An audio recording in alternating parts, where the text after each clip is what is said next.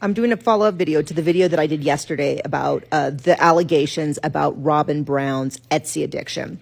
Thank you so much. I made it for exactly the reason, which is that for people who have been following it more closely than me can come in and give more context. Now, I still haven't been able to verify that it's true, so I won't be saying it's true on this account, but boy, are there privately in my head, do I think it's true? And there's nothing to disprove it. So if you are following, let me tell you what I've learned. So if you haven't followed so far, the allegations were made that somebody found Robyn Brown's Etsy account and they were able to see all of her reviews. And based on her reviews, they were able to come to a number of like $62,000 spent on Etsy. Now, this person might not be Robyn Brown, but there's a lot of evidence. Let me talk to you about the evidence that's shown. So just to be clear, this is one of the outfits that is alleged that she bought.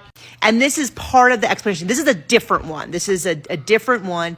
And this thing down here, this doll is absolutely gorgeous. The dress is beautiful. R. Brown.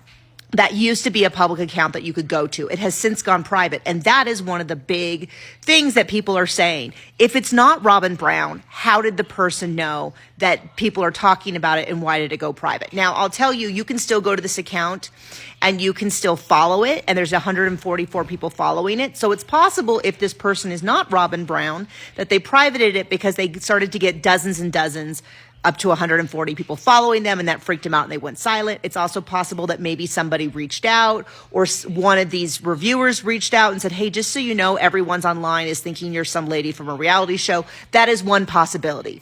A more likely possibility, though, is that Robyn and Cody Brown sort of haunt Reddit, TikTok, YouTube, these different spaces, saw that people were discussing it, and took it down. I had people who said, well, yeah, but why would she think it was private? Well, the account is 10 years old or almost 11 years old. And no one found it until this last couple months. So they thought they were safe and it was private or whatever. Other reasons why people think it's Robyn Brown is that several items in the review list before it was privated included a shirt, a bracelet, and like a garden. And on the garden, it says we have to haul water in. So for this garden, which of course we know Robyn and Cody Brown do, but many people do. There's times where we've had to haul water in, not all the time, but very rarely, but during a drought. Additionally, there was a bracelet and a shirt from the review list that was seen on a recent episode of Sister Wives, seeming to strengthen this argument that in fact this was Robyn Brown's account.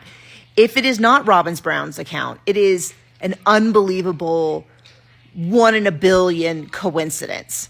Like I said, because I was not able to verify any of this because it's all privated, I won't say that it's a fact on my account, but I'm not going to argue with anybody because it is well within the character of the person that we have seen to find out that she has some kind of shopping addiction. That is not, she came in with a huge amount of debt. We know that is a fact. They discussed it when they were trying to get the cul-de-sac, that she had all this debt. She blamed it on her ex-husband, saying that in order to keep the peace, she took all of the debt so she could get free. His family has alleged that that's not the case. That's in fact why they got a divorce, is that she kept running up this debt. His family would give her money. They would pay off the bills, and then she would do it again and again.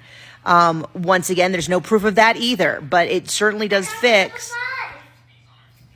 It certainly does fit with the woman who sat on Sister Wives and talked about how, she thinks Cody's too much of they should spend money. If you have money, you should spend it. It fits with the house that we've seen.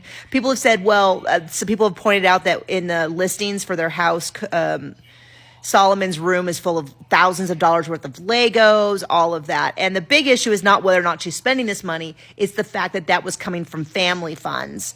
Maybe not this last year, but previous years, because this account is, that she has been spending money, and then we turn around and they don't have any money to pay out Mary. They don't have any money to pay out Janelle. They can't afford to buy them out of Coyote Pass. When Cody wanted to buy